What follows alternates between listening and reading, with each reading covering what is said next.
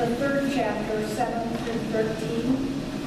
You can find it at 1288-9 in the Pew Bible.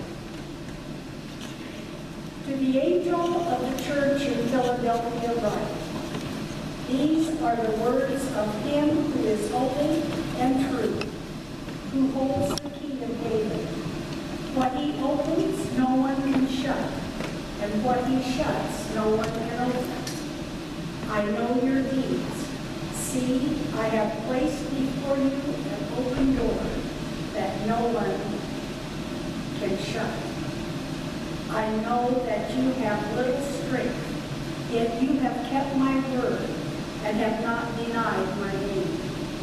I will make those who are of the synagogue of Satan, who claim to be Jews, though they are not, but are liars. I will make them come and fall down at your feet and acknowledge that I have loved you, since you have kept my commandment and to endure patiently.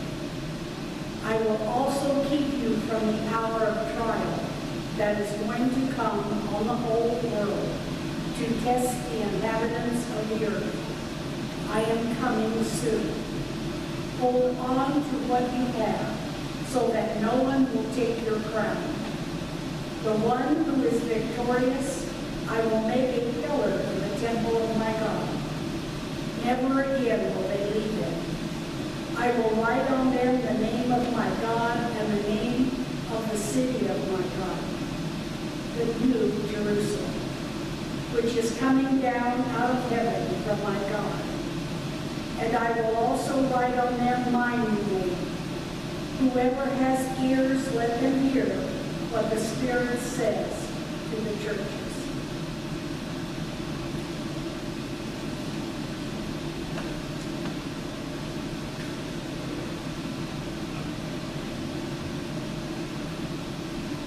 Good morning. Good morning. I know I look pretty out of shape these days, but when I was in college, a friend of mine and me would go running 3 or 4 times a week. We would take our dogs with us, and we would run around the potholed, crooked roads of Haviland, Kansas. And we would run about 4 or 5 miles, and often we would kind of argue about theology while we were running. And I noticed a couple of my teachers kind of look at us and listen to us and wonder, what is wrong with these people, who are running here this morning? That year, Barkley started its first Run for Missions, and Nick and I thought it would be fun to run the race, and they offered a 5K and they offered a 10K. And I had never run a race before, but I'd been running for about 1.5 years, and I thought, I think I'm up to the challenge. I think I could run the full big boy race, the 10K. And when the gun went off and I started running the first race of my life, really, outside of maybe like 8th grade, the gun went off and this adrenaline just coursed through my body, and I ran the fastest mile of my life. It was something like 7.5 minutes, which isn't too shabby for a guy who used to walk around the track in grade school because I was a smoker and I didn't have the lung power to keep up with the other kids. And so it's kind of a rookie move, though, to run so hard that you burn up all your energy in the first mile or two, and that was something that I didn't realize I was even doing. And so after a few miles of running really hard, my legs started to feel like jello. And I had to stop and throw up on the side of the road there, and it wasn't very pretty. And the last 2 miles of that race took some feats of endurance that I had never, ever done before. It was something I had never participated in. It required my whole body to be committed to this task. And eventually I got to this point where it seemed like all my thoughts left me, which is a pretty big deal for a guy like me. And I got to this point where it was just me and God and the road and the race. And that was all there was. And I ran through something that felt like a wall. They didn't talk about that in athletic events, but it's something that I experienced where I went to this breaking point. And I felt like I could just run forever despite not being able to do so very fast. And when my dog George and I crossed the finish line, I was pretty wobbly and worn out. I was pretty slow. It wasn't a graceful kind of thing as I stumbled across the finish line. And I think it's the same in a race sometimes as it is in the spiritual life. We start out filled with excitement. We see God do these big things in our lives. And then we see God just powerfully at work. And then later, kind of pre-wall, things get a little bit tougher. We begin to question whether we're really going to make it to the end. And after we recommit to endure, we experience something new, something different, a different part of this race that we're called to run. It all becomes about the race. It all becomes like we live our lives before an audience of one. And as we race along the road, however slow we happen to be doing that, something changes in our heart. We find ourselves truly and fully committed to following God, fully committed to following Jesus. And we find this place where we just keep running in the right direction. And when we don't have the strength to keep running, we keep walking in the right direction. And if we don't have the strength to keep walking, at least we keep facing the right direction. And if we fall, we're going to fall the right direction. And if we have to, we're going to fall the right direction. We're going to keep going on this trajectory that God is calling us to go on. Toward God and toward this new calling that He has on our lives. And whatever it takes to cross that finish line, we're willing to do. To stand before Jesus, to see Him smiling down on us and hear those words, "Well done, good and faithful servant." At many points along the way, we find temptations to quit. We find lots of reasons to just pack it up and go home, to nest ourselves, around ourselves the empty treasures of this world, to look for reasons to say this following Jesus stuff is just too hard. This culture around us is just too entertaining. And it just feels like we're swimming uphill all the time, upstream, and just can't seem like I can do this anymore. And I think this is exactly the sort of feeling, exactly the sort of place that the Church of Philadelphia was in as this letter came to them. They were broken and torn. They were weary from living a countercultural life of faith. They were weak from pressing on and weary from waiting for Jesus to come back and restore the world and replace the brokenness and lies that they saw around themselves with redemption and truth that they really longed to see. They needed that reminder from Jesus to just hold on to what they had. And sometimes, I think we all need to hear that. Sometimes I need to hear that. I need to hear something like, don't give up before the miracle happens. Hang in there. Daybreak is really coming if we can just keep that fire from God burning in our hearts.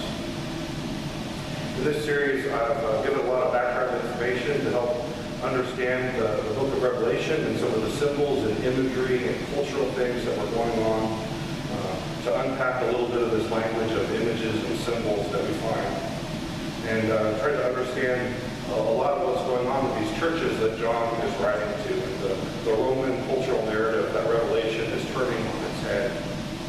John's reference, that you might remember from a previous sermon, John's reference to a synagogue of Satan is talking about people who were Christians, who were experiencing persecution and who converted back to Judaism or converted to Judaism for the first time, so to speak, to avoid the persecution that was coming their way. They were fair weather Christians.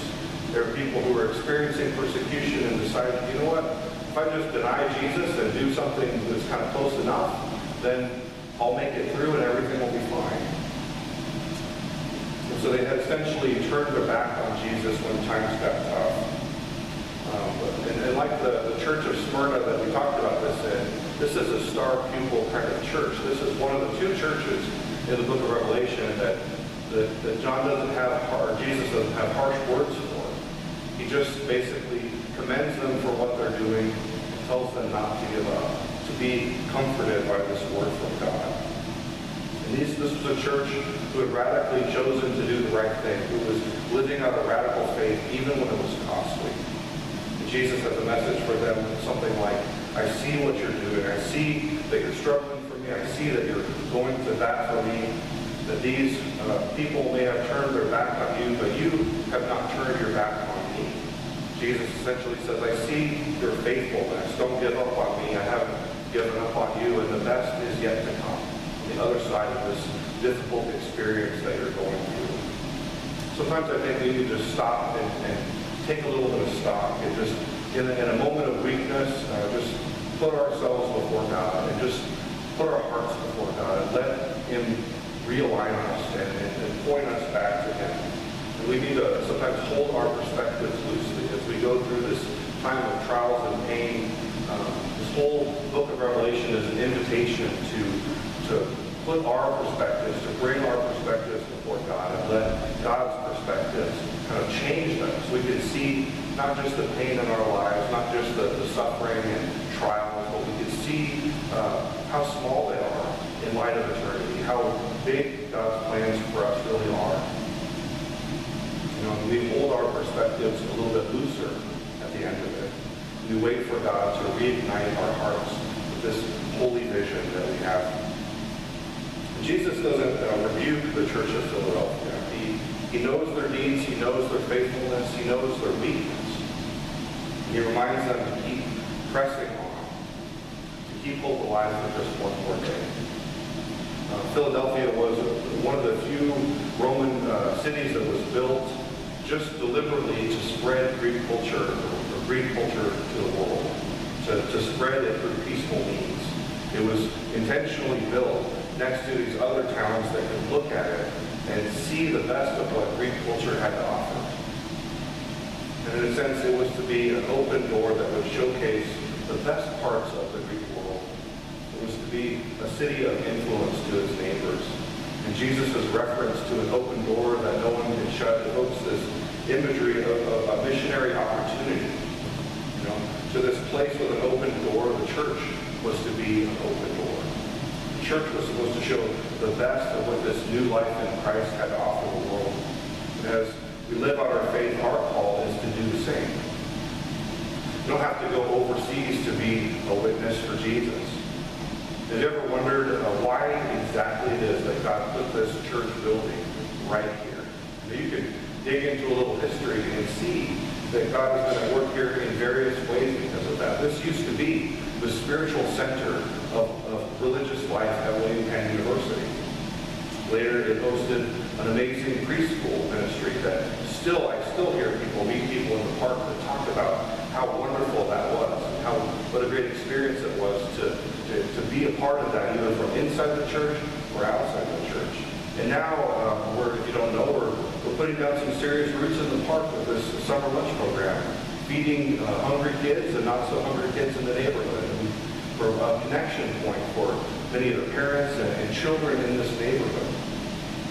And God is calling us to reach out to these people, the people in this neighborhood. A lot of you drive in from far away to come to church. Caroline drive past like 3 different friends' churches just to be here on a Sunday morning. And that's amazing. Rosanna lives in Ottumwa. Different people drive really far away from this place to come into town. But you know what? This church is uniquely called to reach this neighborhood.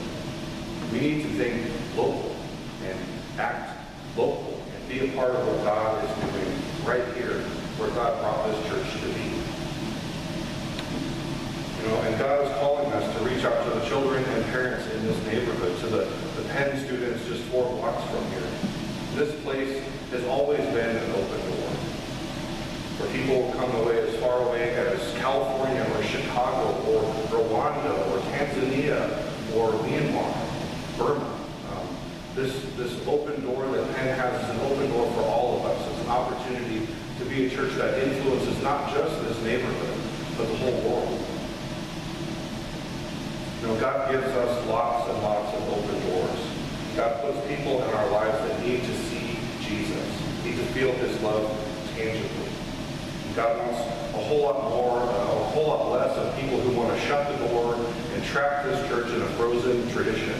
And He wants people who are willing to open the door and walk out of it and represent Him to the world. To bring that light of Christ with them as they go. We are a church in a time where it's not very popular to be witnesses. It's not really popular to bring our faith out from behind our hearts and to be a people who live an open faith. To be a people who represent Jesus openly and outspokenly. When people hear the gospel, often they're offended by it in our day. And people desperately need to see that God is at work in our lives, that the gospel is at work in our lives and transforming us in the image and likeness of Jesus. We need to keep that door open to people, whoever, no matter how broken, whoever wants to come and see what God is doing among us. But it can't only be that. You can't just keep the door open. You have to be willing to walk out that door and be witnesses for Jesus. We need to go out. We need to grow some spiritual reflexes and some spiritual eyes to see what it is that God is doing outside of these walls, out in this neighborhood, out into the relationships and friends and family that God has brought into our lives. We need to see what God is doing and join Him there. I think we need some open doors on our houses too. Don't just invite people to church and hope that some preacher like me is going to take them the rest of the way. That's just not going to work. It's not going to work in this day and age anyway. You have to, don't just invite people to church, invite them into your homes, invite them into your lives. Show them the love of Jesus and the gospel that's at work in your heart. And you know what, even if we suck at that, even if we're awkward and horrible at that, even if it's just the most crazy thing that pulls you outside of your comfort zone, we need to press on. We need to get it right. It's so worth doing. It's the reason that the church exists. It's so worth doing that it's worth doing badly until we can figure out how to be an open door in a way that's effective and loving to the people that God has called us to love and serve.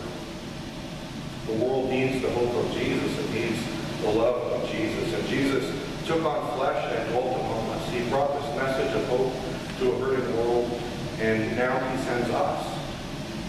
People need the gospel, and sometimes they need to see Jesus with skin on. And that's what you and I get to do as the church. We need to represent Jesus with skin on, to tangibly touch people's lives. It requires open doors and open tables and open lives. It requires us to be open and honest with where we're at in our faith, and what God is really doing in our lives. It requires a commitment that goes beyond just relying on our own strength. It requires partnership with God. As a pastor, I've had lots of opportunities to study people and to look at body language. It's actually been really interesting to look at body language and pay more attention to that. Be more aware of my own body language, be more aware of the body language of people that I talk to. You know that your feet are wired directly into your brain. And where your feet are pointing is where your focus is at. And if you've ever had a conversation with someone who is about ready to leave and they have one foot pointed at you and they have one foot pointed at the door, guess how much of their attention you have? You have half of their attention. Both feet are pointed to the door. You got less than half of their attention. Their feet are pointed at where their brain is going to go. They're not even listening to you. You might as well just be quiet and let them walk out the door. I think sometimes we just need to realize that we're stumbling through that door by God's grace. And sometimes even when we're weak and weary, even when we don't have the strength to take another step, we can sort of look down at our feet, spiritually, so to speak, and take stock of where it is that we're going. When both of our feet are pointed at the door that God has for us, and walking through that door, our hearts are pointed at that, our lives are pointed at that. That's a beautiful thing, even if it doesn't feel like we're moving at all. We stop and take a moment and make sure that we are focused on God, on God's kingdom, and where God is calling us to go, even if we don't have the strength to take another step. Sometimes that's enough. Sometimes that's all we can do. John gives us some other symbols in his letter as well. Beyond just this door, he talks about the keys of David. Keys are a symbol of authority. Both the keys and the open door work together as a metaphor to point us beyond the reality that it's all about us, that God is at work with us in what we do as our calling to live out being the church. And the keys harken back to the prophet Isaiah and the example of Eliakim, who was the gatekeeper during the time of King David. And Isaiah writes of that day, "In that day I will summon my servant Eliakim, son of Hilkiah. I will clothe him with your robe and fasten your sash around him and hand your authority over to him. And he will be a father to those who live in Jerusalem Judah. Shut, and what he shuts, no one can open. And so in this church struggling and just trying to be obedient and faithful, God extends this metaphor of the authority of the king. And we as a church have a responsibility to our king, Jesus, to be his gatekeepers, not so much to find people to throw out, but to embrace the idea of welcoming them in. With what Jesus has done on the cross, the gates are wide open. It's free for all to come and experience God and hear the gospel and come into this kingdom that we're a part of. So as we reach out to the world to invite them to meet the King, we do so with the authority of God. We have a role to play in the hospitality of God. Isaiah prophesied about an exile, about people being dragged away from the promised land because of their disobedience. And John here is prophesying about almost a reverse exile, a kind of re-entrance into an even better promised land. The keys he's talking about are not the keys to the old Jerusalem, but the new Jerusalem, the city of God at the end of Revelation, this restored vision of creation and that comes with Jesus' return. And so to this faithful church exhausted and walking in obedience, Jesus says that he will keep them safe from this trial to come, that if they just hold on and look for his return and keep waiting, that everything will be okay in the end. And rather than standing before God like a wobbly runner who's about to fall over and pass out, after being tested and tried, we're going to stand before God as pillars of righteousness, as pillars of strength, that God is going to share his glory. He's going to bestow his name upon us. He'll write the precious name of God, this holy name that Jewish people wouldn't even pronounce, and this name of the New Jerusalem, and this new name that later in the book of Revelation we find out means the Lord is here. And so our efforts at lifting up God, at lifting up God's name in a life of holiness that we're called to live is not an effort that is going to be in vain at the end. It will result in honor. And as we bear the name of Jesus as witnesses now, we'll also bear the name of God proudly when all things are made new. All the kingdom of God has come to its fullness. Being a Christian is a really hard thing. We have endless distractions that lure us away from seriously living a life of faith, that lure us away from the best things that God offers us, that lure us away from the future that God offers us. But as believers, we need to stop once in a while and just tune our hearts to the open door that's in front of us. To take the courage of one step closer to God and to realize that even one itty-bitty step closer to the plan that God has for us is better than 1,000 other paths that we might choose. Paths that lead to wasted lives and broken dreams and hearts that are closed off to God. And even when we're exhausted, even when we're unsure of how we might make it through another day of faithfulness, we can still keep our feet pointed in the right direction. We can still trust that God has us on the right path, and that as we stumble through that door, that God, to be closer to Jesus, to be closer to our neighbor, to be more faithful witnesses in the world, that God is glorified in our sacrifice, and that the best is yet to come. We can still trust that the hope we have of the resurrection, the hope we have will not lead us to disappointment and despair, but to victory, will lead us to growth, to intimacy with God that extends even beyond this life. So what doors do you see before you? What doors do you see opening up for this new work of God in yourself, among your friends, among your family, maybe among your neighbors? And do you have the courage and the strength to take the next step forward, however small it might be? Perhaps it's time even just to look down at your feet and see which way they're pointed. Make sure that they're pointed in the way that you really want to go. We're going to go into a time of open worship, and I just invite you to wrestle with that. Wrestle with those questions. So, what it is that God's calling to you. What doors does God have open to you?